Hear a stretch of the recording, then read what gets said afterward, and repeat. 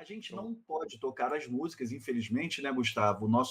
O ideal seria tocar uns trechinhos, pelo menos, das músicas, mas o YouTube não permite, derruba. Essa é a 17ª edição desse quadro, cara. Eu tenho a alegria de receber aqui o Gustavão, né, que dispensa comentários, dispensa apresentações, está sempre aqui na Segunda Beatles com a gente, é pesquisador musical, music supervisor, colecionador e membro aqui dos Sem Carisma. Seja muito bem-vindo, meu querido Gustavo. Obrigado, cara. Obrigado. Para mim, assim, participar aqui do Pitadas, independente do tema, é sempre uma alegria. Fico E feliz. sempre uma terapia, sobretudo. Cara, eu divido isso com você. Eu moro em Uberlândia há quase 10 anos. Eu não tenho um amigo assim de trocar ideia e tal, e eu faço isso com vocês, sabe? Aquele juntar a galera ali num bar para tomar uma cerveja ou tomar um café, alguma coisa assim, bater papo sobre música, coisas que eu fazia nas outras cidades que eu morei. Eu tenho isso com vocês. Então, para mim também é uma terapia, assim, uma grande válvula de escape e uma delícia, né, bater esses papos. Eu tenho aqui em Recife, eu até tenho uma galera que curte música, que coleciona disco, que a gente troca umas figurinhas. Eu não tenho isso aqui em relação a quadrinhos, cara. Quadrinhos, né? A grande maioria das pessoas que eu conheço que curte quadrinhos, coisa de super-heróis, esse tipo de coisa é de fora daqui.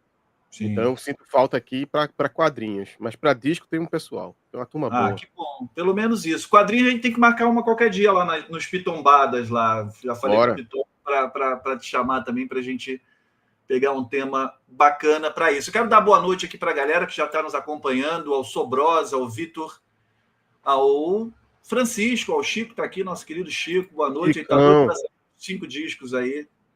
Muito bom, galera. Enquanto a galera vai chegando, explicar para quem não conhece, né, que não escreve aqui no chat, mas está assistindo e tudo vai assistir depois. O Gustavo, nesse quadro aqui, né, assim como os outros já participaram, ele vai compartilhar com a gente os 5 discos da vida dele. São só 5 discos da vida dele? Óbvio que não, principalmente porque o Gustavo ama música, escuta muita música, é colecionador. Então, assim, os 5 discos da vida dele de hoje, né? Aqueles álbuns que mexeu com ele, que foram ouvidos repetidas vezes, né? Ficaram tatuados na alma, como a gente costuma dizer. E esse programa, como eu gosto sempre de lembrar, teve uma inspiração especial, que é o nosso saudoso Rodrigo Rodrigues, jornalista, criador do quadro 5 Discos, que me inspirou aqui direto ao criar o Sal Records, que é um título que o nosso Chico sugeriu, né? E o Rodrigo, onde quer que esteja, esse episódio aí é para você, bicho. Eu assistia, cara. Era muito legal, né? Eu adorava assistir os discos dele. Não chegou a ter muito, não, né? Acho que tem, sei lá, 6 episódios, 7, eu acho. Não tem 10. Não tem 10. Muito poucos, infelizmente. Eu lembro que ele fez um com o Paulo Ricardo, que foi muito legal. Enfim, Paulo Ricardo, tudo que o Rodrigo Rodrigues se envolvia, eu acompanhava, eu admirava o cara. Eu não sou muito dos esportes, né? Ele gostava muito de futebol, ele apresentava também, né? Aí eu não acompanhava ele muito, mas eu tenho um livro que ele escreveu e tudo. Não, também não sou dos esportes, não, embora eu saiba que ele tinha participação em programas que na TV Cultura, não sei. Mas eu acompanhava o lado nerd dele, nerd de música, nerd de filme, de série. Aquela banda que tocava trilha sonora de filmes, né? E ele tocava vestido de Marty McFly. Exato. Eu lembro disso, eu lembro. Era figuraça. Sensacional, um queridaço. E então é isso. Para começar, assim, para a galera que não te conhece ainda, conta um pouco como começou essa tua relação com a música. Foi colecionando, pesquisando, ouvindo com a família? De onde veio esse amor todo pela música? Cara, as primeiras referências de música que eu tenho são do meu pai e da minha mãe. Meu pai era muito fã de Frank Sinatra e de cantores daquele estilo, em geral, mas também mas também ele gostava muito de música francesa, meu pai gostava de música italiana. Meu pai gostava muito dos Beatles, e meu pai gostava muito de Roberto Carlos, Jovem Guarda e tal. E minha mãe também. Minha mãe, a lembrança musical mais antiga que eu tenho é da voz de Roberto. A minha mãe ouvindo Roberto, Sim. entendeu? Então, a paixão por música vem muito daí. E, cara, eu lembro que desde criança, bicho, eu não fui criado aqui em Recife, eu fui criado no Rio de Janeiro. Mas desde criança, logo cedo, eu lembro do meu pai comprando pra mim uma vitrolinha 3 em 1. Eu não lembro nem a marca, pra falar a verdade, mas ali por volta de 86, eu sou de 78. Uhum. Então 86, 87, ali próximo de completar 9, 10 anos, eu lembro dessa vitrolinha. E lembro dos primeiros discos, cara, que eu tive, que eram eu acho que eu tinha um disco da Turma da Mônica, alguma coisa relacionada a um palhaço qualquer, não sei se era não era o Bozo não, se fosse o Bozo eu lembraria. Era Mas King, talvez? Balão Mágico, e aí, com os anos eu fui ficando maiorzinho. Aí eu lembro dos primeiros discos de música mais séria, né? Digamos assim. Lembro de pegar emprestado com os meninos, assim, Cabeça de Dinossauro. Massa. Eu, criança, eu achava assim, a coisa mais incrível do mundo, música com palavrão. Eu Então, também tinha essa coisa na adolescência. Bichos Escrotos e Faroeste Caboclo era no repeat lá em casa, só por Por causa dos conta dos palavrões. palavrões. É. E eu lembro, cara, que eu morava num prédio, um dos vizinhos tinha comprado uma fita cassete do Money for Nothing do Dire Straits, aquela coletânea. Aham. E foi um dos primeiros discos de rock estrangeiro que abriram minha cabeça assim. Falei, porra, que coisa, que massa, que som.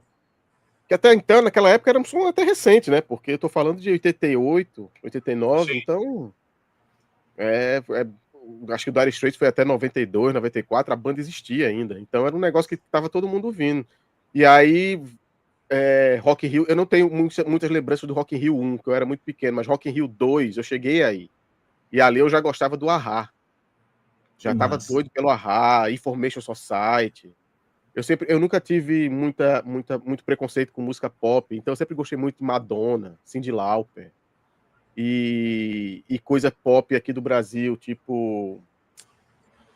Deixa eu ver. Eu gostava muito de Titãs, gostava muito de Legião. Eu tive uma época de escutar alguma coisa de Engenheiros.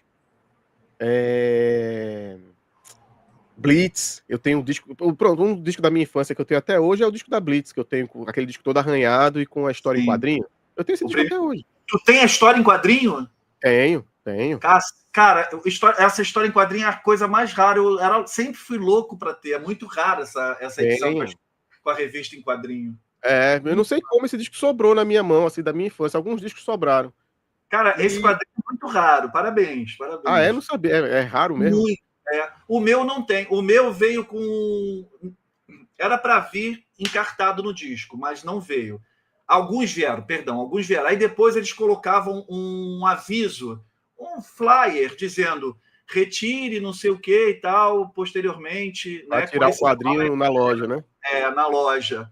E É. nunca rolou. E eu Aí, tenho esse álbum riscado e tudo, mas o quadrinho nunca vi na vida, nunca peguei. aí pronto, bicho. Aí a gente volta aqui no assunto que a gente teve na live do De Volta para o Futuro, né? Que quando eu assisti De Volta para o Futuro, é que me deu aquele start, assim. Isso foi antes do Dire Straits. Me deu aquele start, assim, de rock, porque aquela cena do Marty McFly tocando Johnny B. Good foi, assim. Foi descobrir. É, foi descobrir a roda ali, cara. E aí eu passei a me interessar e ir atrás, até que chega o bendito ano de 1990, quando Paul McCartney veio pela primeira vez ao Brasil para fazer show no Maracanã.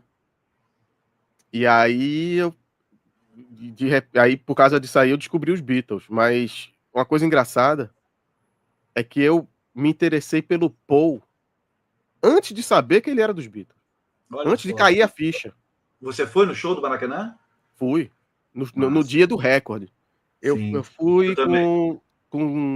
acho que 12 duas. anos. Eu fui com duas primas, assim, bem mais velhas, o namorado de uma delas, mas eu fui. Eu tenho lembranças do show. Que E massa. aí, cara, eu me interessei pelo Paul antes de tudo, porque o que começou a tocar na rádio era o Flowers in the Dirt. Sim, Era o single do My Brave Face. Aí sim. eu adoro essa música até hoje, né? Aí o que me fez a cabeça foi aquela música. Aí depois, numa aula de inglês, assim, na mesma época, quando começou a anunciar que ele vinha, já estava confirmado que ele vinha, uma professora de inglês, que eu nunca esqueci o nome dela, era Ana Randa, lá no Rio. Ela era louca, fã dos Beatles. E aí ela fez uma aula de inglês no colégio, só sobre ele, falou, ó, tá vendo esse cara que vai vir aqui fazer show aqui? Ele era dessa banda aqui, aí mostrou. Aí falou, a outra que era John Lennon. Eu já tinha ouvido falar de John Lennon, mas não sabia que era dos Beatles. E aí foi quando a coisa, o bicho me mordeu e deu ruim, né? Porque aí você tá vendo a situação. Fiquei sabendo que só de disco dos Beatles tem mais de 2.000 itens. Só de Tem. discos. Só dos Pô, Beatles. Só dos Beatles. sensacional. Tudo que Muito tá aqui, isso aqui é meu escritório, né? Sim. Tudo que tá aqui no escritório é Beatles. Eu não tenho nada de outra banda aqui, nem de outro artista. Tudo aqui, pra onde você olhar, livro, CD, é porque não dá pra pegar tudo, mas tem coisa 360 graus aqui só de coisa dos Beatles. E aí os outros Agora, artistas outro cômodo. os outros artistas ficam na sala, que tá o Entendi. meu equipamento, meu aparelho de som principal. Aí lá fica tudo menos eles. Aí quando eu quero escutar alguma coisa deles, ou eu escuto aqui no escritório, que eu tenho um toca-disco aqui também, ou eu levo lá pra sala e depois eu volto pra guardar aqui.